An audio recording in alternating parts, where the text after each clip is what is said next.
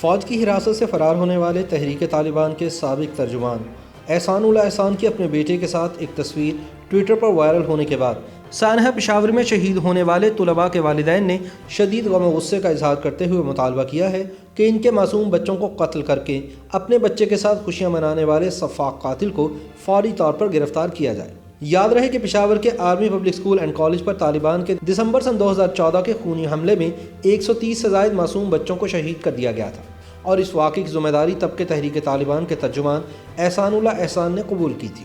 خیال ظاہر کیا جا رہا ہے کہ احسان اللہ احسان کی جانب سے اپنے بیٹے کے ساتھ ایک شاندار بیڈ پر بیٹھے ہوئے کی تصویر اس زمانے کی ہے جب وہ پشاور کے ایک سیف ہاؤس میں فوج کی حراست میں تھا۔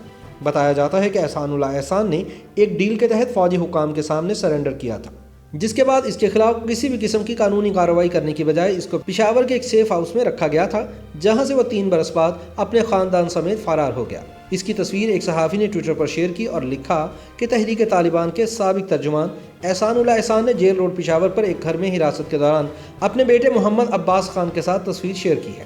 اس تصویر پر رد عمل دیتے ہوئے پشاور سانحے میں شہید ہونے والے بچوں کے والدین نے کہا ہے کہ یہ حرکت ان کے سینے پر مونگ جلنے کے مترادف ہے۔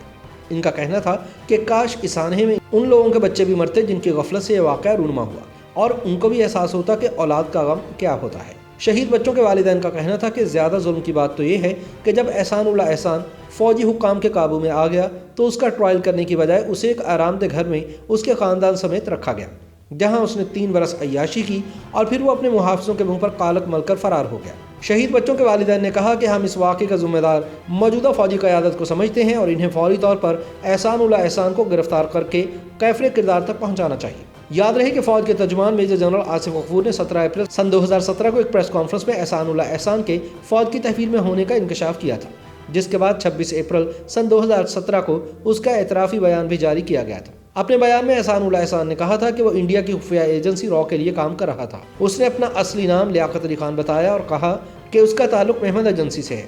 بعد ازاں فروری سن 2020 میں پاکستانی سوشل میڈیا پر گردش کرنے والے ایک آڈیو پیغام میں احسان اللہ احسان کی جانب سے یہ دعویٰ کیا گیا تھا کہ وہ فرار ہونے میں کامیاب ہو گیا ہے۔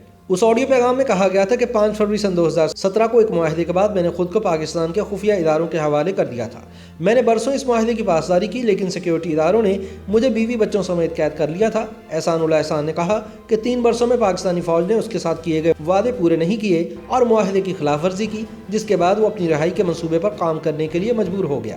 2 منٹ طویل اس آڈیو پیغام میں احسان اللہ احسان مبینہ طور پر 11 جنوری سن 2019 کو بھاگنے میں کامیاب ہوا۔ بعد میں فوج کے شعبہ تعلقات عامہ ISPR کے director general major general Babar Iftikhar نے احسان اللہ احسان کے فرار کی تصدیق کر دی اور کہا کہ خفیہ آپریشن میں احسان اللہ احسان کو استعمال کیا جا رہا تھا، جو اس دوران فرار ہو گیا۔ راولپنڈی میں پریس بریفنگ کے دوران DG ISPR نے احسان اللہ احسان کی مبینہ آڈیو ٹیپ میں لگائے گئے الزامات کو مسترد کرتے ہوئے کہا تھا کہ ان کا حقائق سے کوئی تعلق نہیں۔ DG ISPR نے کہا تھا کہ احسان اللہ احسان کے فرار ہونے کے ذمہ داران کے خلاف تادیبی کارروائی کی جا رہی ہے۔ اب احسان اللہ احسان کا یہ دعویٰ ہے کہ وہ پاکستان سے فرار ہو کر ترکی پہنچ چکا ہے، جہاں اس پر ہاتھ ڈالنا ممکن نہیں ہے۔ احسان اللہ احسان کے نام سے مشہور لیاقت علی کا کہنا ہے کہ اس نے پاکستانی سیکیورٹی اداروں کے ساتھ 5 فروری سن 2017 کو ایک معاہدے کے تحت ہتھیار ڈالے تھے۔ اس نے کہا کہ میں نے اپنی طرف سے وعدوں کی پاسداری کی، لیکن پاکستانی عہدیداروں نے ان سے وعدہ خلافی کی۔ بعد ازاں سینٹ کی قائمہ کمیٹی برائے داخلہ امور نے احسان اللہ احسان کے مبینہ طور پر ملک سے فرار ہونے پر تفصیلی رپورٹ طلب کی تھی، اور 13 فروری کو شہدائے آرمی پبلک اسکول کے لواحقین نے chief justice Pakistan justice Gulzar Ahmed سے بھی رجوع کیا تھا۔ چیف جسٹس کو اپنی درخواست میں سانحے میں شہید ہونے والے طلباء کے لواحقین نے کہا تھا کہ ہم لواحقین احسان اللہ احسان کے سرکاری تحویل میں تقریباً 3 سال گزارنے کے بعد اہل خانہ سمیت مبینہ طور پر فرار ہونے کی خبر سن کر سخت صدمے میں ہیں۔ درخواست میں کہا گیا تھا کہ سفاک دہشت گرد نے army public school and college پر حملے کی ذمہ داری قبول کی، جس میں 147 طلباء اور اساتذہ شہید ہوئے۔ لہٰذا ہمارا مطالبہ ہے کہ اس واقعے میں غفلت کے مرتکب لوگوں کے خلاف سخت ترین کارروائی کی جائے اور احسان اللہ احسان کو ایک بار پھر حراست میں لیا جائے۔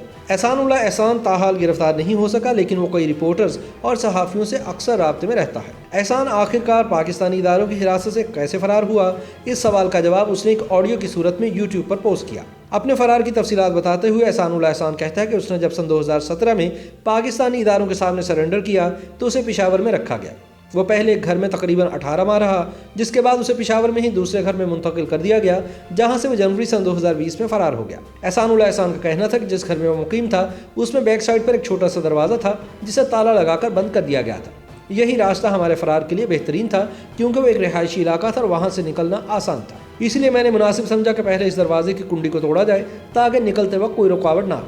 فرار سے 2 دن پہلے میں نے وہ کنڈی توڑ دی۔ اس سیف ہاؤس کے سیکیورٹی اہلکاروں کا کمرہ گھر کے صحن میں تھا اور اہلکاروں کو بلا ضرورت گھر کے اندر آنے کی اجازت نہیں تھی، اس لیے انہیں میرے منصوبے کا پتہ نہ چلا۔ لیکن وہاں سے فرار ہونے کے لیے مجھے ایک سواری کی ضرورت تھی، جس کے لیے میں نے آن لائن ٹیکسی کا انتخاب کیا۔ احسان اللہ احسان کے مطابق میں نے آن لائن ٹیکسی بک کروائی کیونکہ میرے پاس اسمارٹ فون پہلے سے تھا۔ اس کا کہنا تھا کہ آن لائن ٹیکسی میں اس نے خاندان سمیت حاجی کیمپ اڈے تک سفر کیا، جس کے بعد ایک اور گاڑی بک کروا کر پاکستان کی حدود سے باہر نکل گیا۔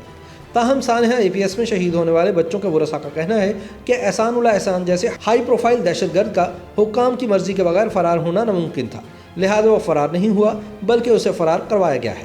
اس لیے اس واقعے کی تحقیقات کروا کر ذمہ داران کے خلاف ایکشن لیا جائے۔